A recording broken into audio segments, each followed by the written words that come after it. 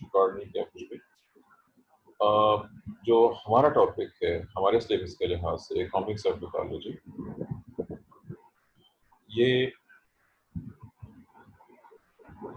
بہت انٹرسٹنگ ہے اور یہ کلاسیکل اکنامکس کا حصہ نہیں ہے کیونکہ سبجیکٹ بیس ہے.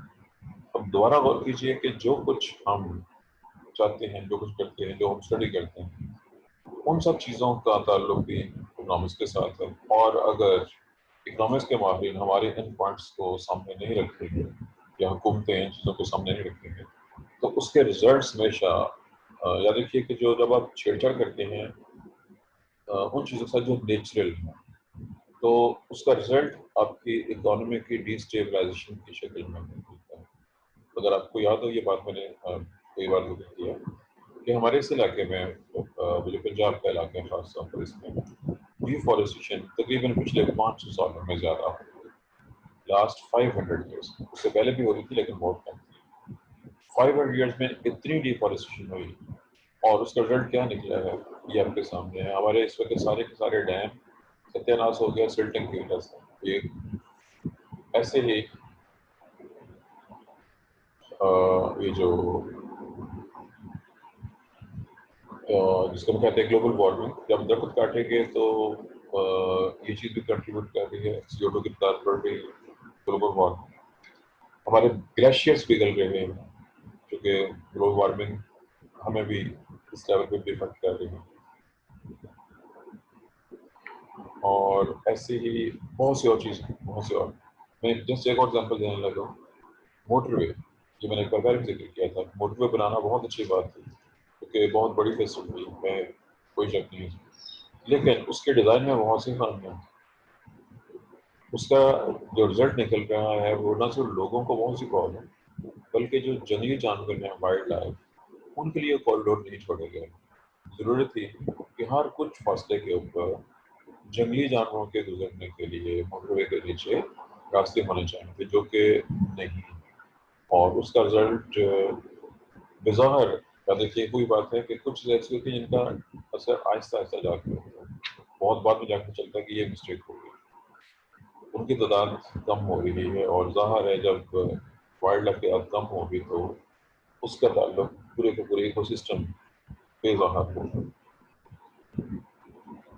اور ریزن وہی تھی کہ آپ نے ایک ایسا کام کیا، ایک نیا کام کیا، لیکن اس میں ایک نیچرل چیزوں کا فلو، بلکہ یہ اس سے یاد آیا کہ یہ تو ہے اگر فرض کیجیے کسی وقت دوبارہ ہمارے اس والے پنجاب میں سیلاب آتا ہے تو وہ موٹر وے کو ڈیمیج کر سکتا ہے چونکہ نیچے سے پانی جو وائلڈ لائف کے لیے اگر آپ کارڈر چھوڑتے ہیں نیچے تو وہ پانی کے فلو میں بھی ہیلپ کر سکتے ہیں. موٹر وے میں یہ چیز کا دھیان بھی نہیں دیا گیا کہ اگر کبھی فرض سیلاب آنے کے چانسز کم ہو گئے کیونکہ انڈیا نے سارے کا سارا پانی روک دیا ہے ہمارے دریاؤں کا اور کم ہی چانسز ہے. لیکن بہر پھر بھی دریا چناب میں ابھی بھی سیلاب آتا رہتا ہے. جب وہ اوور فلو کرے گا تو کہیں اس کے آس پاس کے علاقوں کو ڈیمیج کر سکتے ہیں. دریا چناب کے اوپر سے یہ بڑا مشہور جگہ ہے پنڈی بٹیاں سے آگے، اس کا نام تھا پتن، پورا نام یاد آ رہا مجھے. اس جگہ سے موٹر گزر رہی ہے اور وہاں پہ کوریڈورز نہیں چھوڑے گئے. وہاں بھی کوریڈورز ہونے چاہیے پانی کے فلو کو اسموتھ کرنے کے لیے. وہاں قطعی طور پہ کوئی بھی کوریڈور نہیں چھوڑا گیا ہے، نہ پانی کے لیے اور نہ ہی اینیملس کے. اور ظاہر ہے کہ یہ وہ خامیاں ہوتی ہیں جو اس وقت پیدا ہوتی ہیں جب ایسے لوگ ڈیزائننگ کرتے ہیں جنہیں اس علاقے کا بالکل نہیں پتا اور اس میں وہ ماہرین بالکل خوش ہوتے ہیں شامل نہ ہوں تو پھر پلاننگ کچھ ایسی ہی ہوتی ہے. اگر یہ تھا جی ایک ٹاپک ایکالوجی کی اکنامکس کے حوالے سے ہم نے ڈسکس کیا. دیکھیے کہ میں پہلے کہہ چکا ہوں کہ ان کے افیکٹس لانگ لاسٹنگ افیکٹ ہوتے ہیں، بہت آہستہ آہستہ افیکٹ شو ہوتے ہیں اور بہت دیر بعد جا کر چلتا ہے کہ مسٹیک کہاں پہ ہو گئی. جی اب کسی اور ہم منصوبے کی طرف آتے ہیں. کسی بھی منصوبے کا نام لینا آپ نے جو گورنمنٹ نے شروع کیا اور کسی بھی گورنمنٹ نے شروع کیا، میں اس کو ایکالوجیکل اکنامکس کے لحاظ سے کسی طرح منصوبے کا نام آپ بتائیں گے جو بھی آپ کی نظر میں کہیں پہ کچھ ہو رہا ہے، پھر دیکھتے ہیں کہ اس کا ٹیکنالوجی کے ساتھ کیا تعلق ہے اور اس کو کس حد تک سامنے رکھا گیا ہے نہیں. چلو میں ہنٹ دیتا ہوں. آج کل گرمی کا موسم ہے، کون سی چیز ہے جو آپ کو سب سے زیادہ تنگ کر رہی ہے؟ Load shedding. سورج. جی بالکل ٹھیک ہے، 2 جواب ہیں. روڈ شیڈنگ اور سورج. چاہے سورج گرمی کا موسم ہے، سورج میں ہونا ہی ہونا ہے، کوئی نیچرل چیز ہے. لیکن ہمیں جو گڑبڑ ہو رہی ہے پاکستان میں ہمارے یہاں وہ ہے بجلی. لوڈ شیڈنگ جیسے ہی گرمی زیادہ ہوتی ہے بجلی غائب ہو جاتی ہے. اور زمداری دور میں ہمارے علاقے میں 20 سے 22 گھنٹے کی لوڈ شیڈنگ بھی ہوتی ہے. ڈیلی یاد ہے جی مجھے، کیونکہ لوگ ہم لوگ بھول جاتے ہیں لیکن میرے تو اس سے یاد رہتی ہے.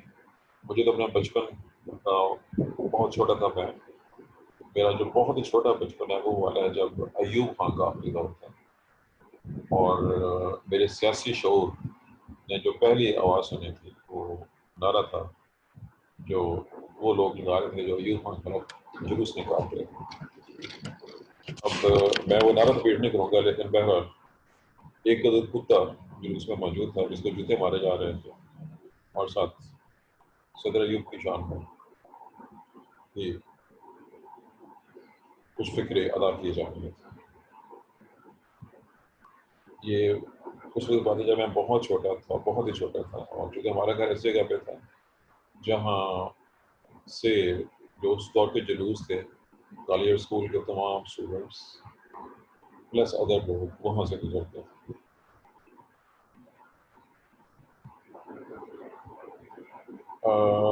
یہ میں نے اگزامپل اس وجہ دی ہے یاد کرانے کے لیے کہ مجھے چیزیں جو ہیں یاد رہتی ہیں کہ کہاں پہ کیا ہوا تھا، کب کیا ہوا تھا، جو اس طرح کی چیزیں تھیں جو خاص قسم کے واقعات تھے. بہرحال ایسے ہی خاص واقعہ وہ جو بات چل رہی ہے جی پیپل پارٹی کی گورنمنٹ کے حوالے سے. ایسے تو ہر گورنمنٹ کچھ نہ کچھ کرتی ہے، لیکن جو کارنامہ انہوں نے انجام دیے ہیں، بلکہ جو کار ہے نمایاں انہوں نے انجام دیے ہیں، انہوں نے پاکستان کی معیشت کا اور پاکستان کے غریب لوگوں کا کواڑا کر کے رکھ دیا. منصوبہ بنایا گیا تھا، آپ نے شاید نام سنا ہو، I P Ps, independent power producers. کچھ کمپنیوں کو لے کے لیے گئے، ان کے ساتھ جو ایگریمنٹ کیا گیا بجلی بنانے کے لیے وہ انتہائی تباہ کن ہے. ایگریمنٹ انتہائی تباہ کن ہے. بہت زیادہ ریٹ پہ بجلی خریدی گئی اور یہ معاہدہ چونکہ لانگ لاسٹنگ ہے اور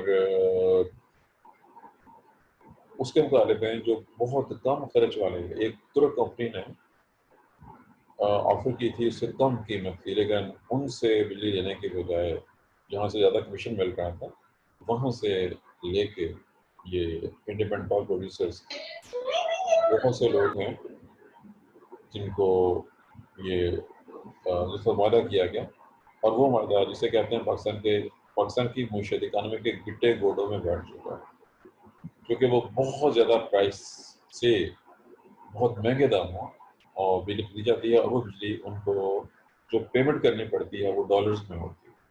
کیونکہ ملک کا زر معادلہ پہلے بہت کم ہے. اگر آپ سمجھتے ہیں زر معادلہ فارن کیا ہوتا ہے، وہ پہلے ہی بہت ہی کم ہے. ہماری چونکہ اوور آل پیداوار کم ہوتی ہے اور فارن ریزرو مارکیٹ بہت چھوٹے ہوتے ہیں، اور جب وہ ایک ایسی چیز پہ خرچ ہو جائیں جو کہ ویسے ہی زیادتی ہے قوم کے ساتھ، ملک کے ساتھ، اس کا رزلٹ بہت برا نکلتا ہے.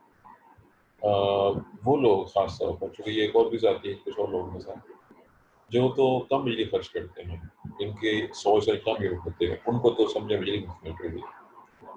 لیکن جن کے یونٹ 300 سے کراس کرتے ہیں، اس سے آن ورڈ جانا شروع ہوتے ہیں، تو ان کو بجلی بہت ہی مہنگی فروخت کی جا رہی ہے.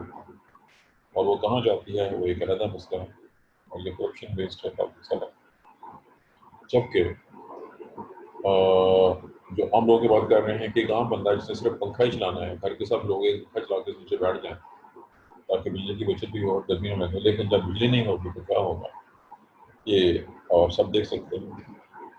سب سے اس وقت زیادہ متاثر کراچی کے لوگ ہو رہے ہیں بظاہر، لیکن اس کی ریزن کیا ہے؟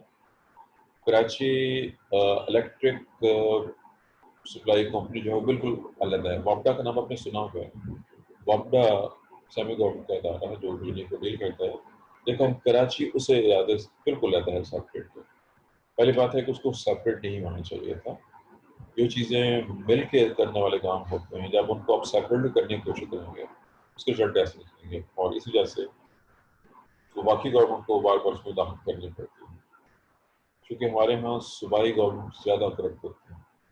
میں کسی کی گورنمنٹ بات نہیں کرتا، صوبائی گورنمنٹس زیادہ کرپشن کرتی ہیں.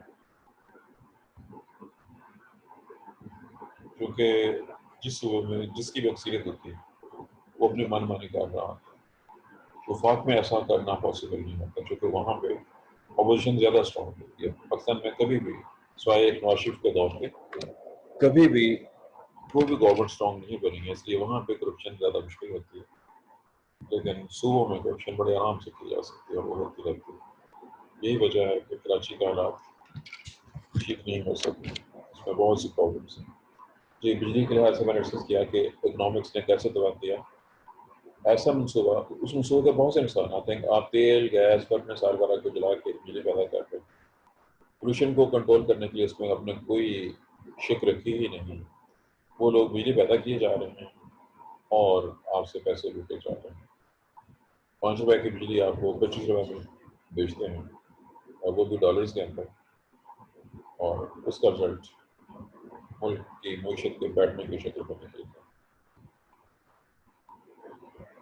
اگر یہی انویسٹمنٹ کی جاتی ڈیم بنانے، دیکھیے کہ جہاں بھی ڈیم بن سکتا ہے، خواہ وہ چھوٹا ہے بڑا ہے، وہ بنا لینا چاہیے.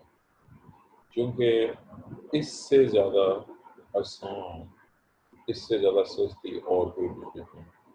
اس میں کسی قسم کی کوئی پریشر نہیں ہوتی، صرف آپ کی انیشیل انویسٹمنٹ ہوتی ہے اور اس پر بجلی آپ کی چلتی ہے. غور کیجیے، آپ نے کسی نے پن چکی کا نام سنا؟ آپ میں سے کسی نے پن چکی کا نام سنا ہو؟ سمجھتے ہیں پن چکی کا ہوتا ہے؟ سر وہ جسے آٹا بھی بناتے ہیں اور پھر جب وہ چلتی ہے تو اسے پانی بھی نکال. جی بالکل ٹھیک ہے، یہ ہمارے کے جو کچھ کا ہے. لیکن چلے چونکہ آج کل اس کا رواج ختم ہو گیا. پاکستان بننے سے پہلے بھی انڈیا میں تمام پہاڑی علاقوں میں کئی جگہوں پہ پن چکیاں موجود تھیں. پہاڑی علاقوں میں سلو بہت زیادہ ہوتی ہے، پانی جو ہے زیادہ تیز سے فلو کر رہا ہوتا ہے. پن چکی میں اس ندی نالے کے اندر، دریا کے اندر وہ چیز لگا دی جاتی ہے جس کو کہہ لیں کہ ایک تو پہیا ٹائپ چیز ہوتی ہے، پنکھا ٹائپ چیز ہوتی ہے. وہ پانی ساتھ ساتھ گھومتا رہتا ہے، اس کے ساتھ اٹیچ کر لیتے ہیں اپنی چکی کو، اور وہ آٹا پیسنے کے یا کوئی بھی کام لیا جا سکتے ہیں. اور یہ اب سر یہ زمانہ قدیم سے بہت پہلے سے یہ چیزیں بن چکی تھیں. پن چکی کا رواج اور اس طرح کی ہوائی چکی کا رواج یورپ کے کچھ ملکوں میں، ہالینڈ میں مثال کے طور پہ، وہاں پہ چونکہ ساحلی علاقہ تھا، ہوا زیادہ چلتی ہے، وہ ہوا کی مدد سے سارا کام لیتے رہے. یعنی اپنے انیشل انویسٹمنٹ کر کے باقی اس میں کوئی خرچ نہیں ہوتا. اب اس طرح کے منصوبے اگر لگائے جاتے چھوٹے پیمانے کے اوپر جہاں بھی پاسبل ہوتا ہے، تو بہت سی لوکل، جب آپ چھوٹے بہت ضرور بناتے ہیں جہاں پہ لوکلی بجلی پیدا ہو رہی ہو، تو ملک کی اکانومی کے اوپر برڈن آٹومیٹک کم ہو جائے. لیکن منصوبے ایسے بنائے جاتے ہیں، کرپشن بیسڈ منصوبے، جس میں زیادہ کمیشن ہو، اور پھر اس کی بیس کے اوپر منصوبہ بنتا ہے، اس کے فائدے کم اور نقصانات زیادہ ہوتے ہیں، اور معیشت وہاں جاتی ہے. جبکہ ایکالوجی کے پوائنٹ آف ویو سے نمبر 1 کے اوپر بیسٹ جو ہے وہ یہی والا منصوبہ ہوگا کہ آپ چھوٹے ڈیم بنائیں، چھوٹے بڑے جہاں جو بھی ڈیم بن سکتے ہیں، کیونکہ ڈیم سے اس کے نقصانات کم سے کم ہوتے ہیں اور فائدے زیادہ سے زیادہ ہوتے ہیں، کیونکہ اس میں پولوشن قطعاً نہیں ہوتی ہے کسی بھی سے. باقی آپ کسی بھی چیز سے بنائیں گے، مثال کے طور پر پاکستان میں یورینیم موجود ہے، یورینیم سے بھی بجلی بن سکتی ہے. پاکستان میں بہت چھوٹے ریکٹرز ہیں. اب وہ بجلی بن تو سکتی ہے، لیکن اس کی جو نیوکلیئر ویسٹ پیدا ہوگی اس کی مینجمنٹ، آپ کو یاد ہوگا یہ ٹاپک ہم ڈسکس کر چکے ہیں، وہ بہت ہی مسئلہ ہوتی ہے. اور صرف ہمارے لیے نہیں بلکہ ترقی یافتہ ممالک کے لیے وہ اب تک پرابلم ہے. اس کا ابھی تک کوئی سولوشن، پراپر سولوشن نہیں ہے. ڈمپنگ کی جا رہی ہے، اور ایک ہائی ڈینجرس ڈمپنگ کی جا رہی ہے ویسٹ. ایسے ہی ہاں جی، ایک اور قصہ مجھے یاد آ رہا ہے جی، یہ کچھ عرصہ پہلے ایک بار پھر مشہور ہوا کہ جو تھرڈ میں کوئلہ ہے اس کو یوز کیا جائے. اس وقت کے پاکستان کے ایک سائنٹسٹ ہیں ڈاکٹر سمر مبارک بند نے جو میتھڈ ڈیوائس کیا تھا، تجویز کیا تھا کہ اگر ایسا کیا جائے تو وداؤٹ اینی پولوشن اور کم سے کم خرچ میں زیادہ سے زیادہ بجلی پیدا ہو سکتی ہے. لیکن اس دور کی گورنمنٹ نے اس پہ کوئی غور نہیں کیا، چونکہ اس میں گورنمنٹ کو کمیشن ملنے کے کوئی چانسز موجود نہیں. وہ طریقہ یہ تھا کہ کوئلے کو زیر زمین ہی ہیٹ کر کے گیس میں کنورٹ کر دیا جائے اور پھر اس کو برن کر کے وہ سارا کچھ انڈر گراؤنڈ ہونا تھا، اس لیے پولوشن کے چانسز بہت ہی کم. لیکن اس منصوبے کو بھی نہیں چلایا گیا اور پھر وہ سب کچھ اکٹھا ہو گیا جو میں نے پہلے کہا تھا کہ ہمارے یہاں ایکالوجی مینجمنٹ کی بجائے ایکالوجیکل مس مینجمنٹ ہوتی ہے، اور جب آپ مس مینجمنٹ کریں گے تو پھر قدرت اس کا انتقام بڑے عجیب و غریب طریقے سے لے. وہ لوگ جو بڑے شوق سے ایسی پارٹی کو ووٹ دیتے ہیں جو ملک دشمن ہے، عوام دشمن ہے، اس کا رزلٹ پھر سب کو بھوگنا پڑتا ہے. اور ظاہر ہے کہ وہ لوگ جو ووٹ دے رہے ہیں ایسی پارٹیوں کو ابھی بھی جن کی پالیسیز عوام دشمن ہیں، وہ نہ صرف خود بلکہ دوسروں کو بھی ساتھ متاثر کرے. چلو جی، کسی اور مسئلے کی طرف اشارہ کریں کہ ڈسکس کرتے ہیں اس میں کہ کس طرح سے ایکالوجی اور اکنامکس انٹر آپ کے ذہن میں اور کی پرابلم آ رہی ہے.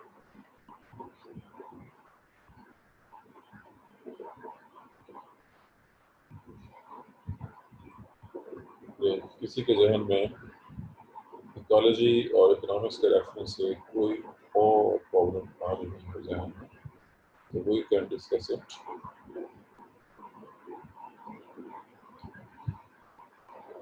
چلیں ایک چھوٹی سی اسٹیٹمنٹ ہے. یاد رکھیے کہ نیچر چاہتی ہے کہ تمام چیزیں اسموتھلی چلتی ہیں، جیسے چل رہی ہیں ویسے چلنی چاہیے. ہم انسان بس کرتے نہیں، ہم کہتے نہیں، ہم نے شکار زیادہ کرتے ہیں. جب آپ شکار زیادہ کرتے ہیں تو اس کا رزلٹ کیا نکلتا ہے؟ کبھی اس نے غور کیا اس بات؟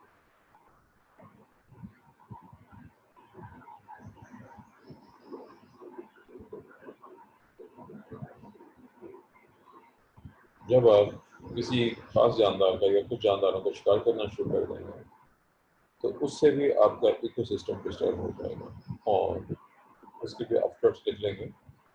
یاد رکھیے کہ دنیا میں ہر وہ چیز جو اللہ تعالیٰ نے پیدا کیا ہے، ہر خواہ وہ پودا ہے خواہ وہ جانور ہے، اس کا کچھ نہ کچھ رول ہے. ایکالوجی کے لحاظ سے وہ کچھ نہ کچھ کر رہا ہے. جب آپ فوڈ چین کے کسی بھی اسٹیپ کو، کسی بھی جاندار کو، بغیر کو مار دیتے ہیں، ختم کر دیتے ہیں، تو اس سے پوری فوڈ چین، آسان زبان میں کہہ لیجیے کہ پورے کا پورا ایکو سسٹم جو ہے وہ بہت برے طریقے سے متاثر ہے.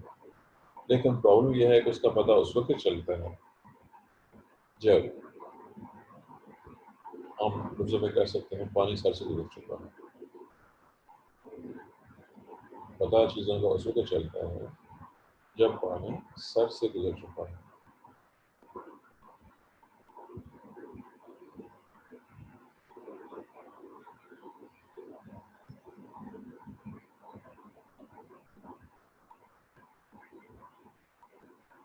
ہاں جی، اور کیا چاہیے تھی کسی کے ذہن میں اور کے پاس آ رہا ہو؟ آپ لوگوں نے سوچنا بند کر دیا ہوگا. اس لیول پہ آ کے آپ کا برین زیادہ ڈیولپ ہو جانا چاہیے. آپ کو جو بھی کنسرن ٹاپک ہیں سلیبس کے لحاظ سے ان کے ساتھ ریلیٹڈ چیزیں خود ڈھونڈنا چاہیے، ان کو کوریلیٹ کرنا چاہیے. یہ وہ چیزیں ہیں جو جب آپ آگے ریسرچ کی طرف لے جانا چاہیں یا کسی ایسے پروجیکٹ میں جہاں پہ نئی چیزیں ہوں، ناول چیزیں ہوں، تو پھر وہاں پہ آپ کو کام آئے.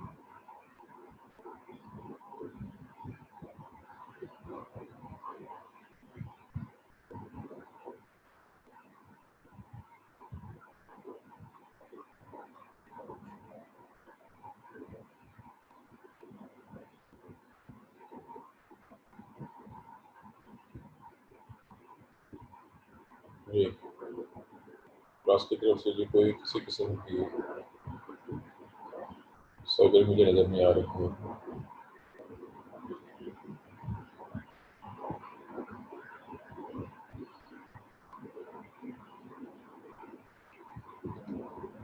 ہمارا اگلا ٹاپک جو شروع ہوگا سلیبس کے لحاظ سے وہ اس میں کچھ سے پریکٹیکل بیسڈ ہو. ایک ویڈیو موجود ہے جی یہ میرے پہلے والے چینل پہ ہے پروفیسر والے پہ کوارڈریٹ کوارڈریٹ کا بات کریں گے تو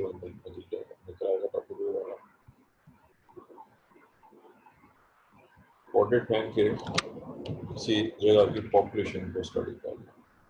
یہ جنرل میں نے کہا تھا کسی وقت کس مسئلہ تھا یہ یاد نہیں ہے مجھے لیکن کہا ہے کہ آپ کے سلیبس میں پریکٹیکل کا بھی شامل ہے تھیوری کے ساتھ ساتھ پریکٹیکل میں شامل ہے. اس کو ڈھونڈنے کی کوشش کیجیے چیک کیجیے گا کوارڈریٹ میتھڈ انشاءاللہ یہ ہمارے کل شروع کریں گے اس کو. جی صرف 1 سے 2 منٹ کا ٹائم باقی ہے.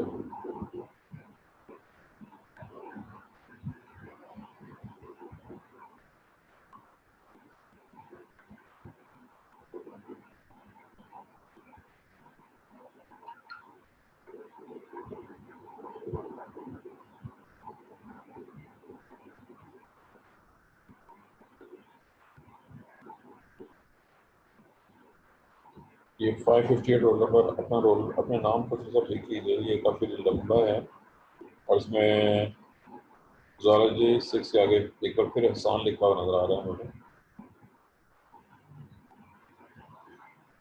اس کو کٹ کر لیجیے.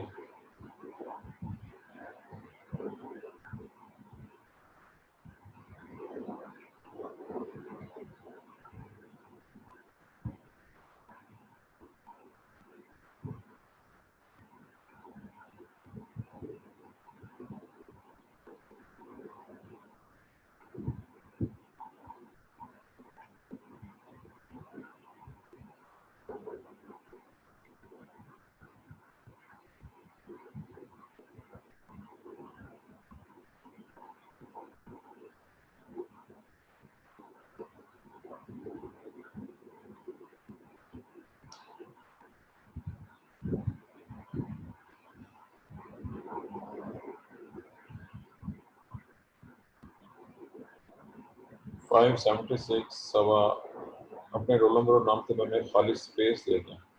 یہ دونوں جڑے ہوئے ہیں. اوکے سر میں ابھی صحیح کر دیتی ہوں.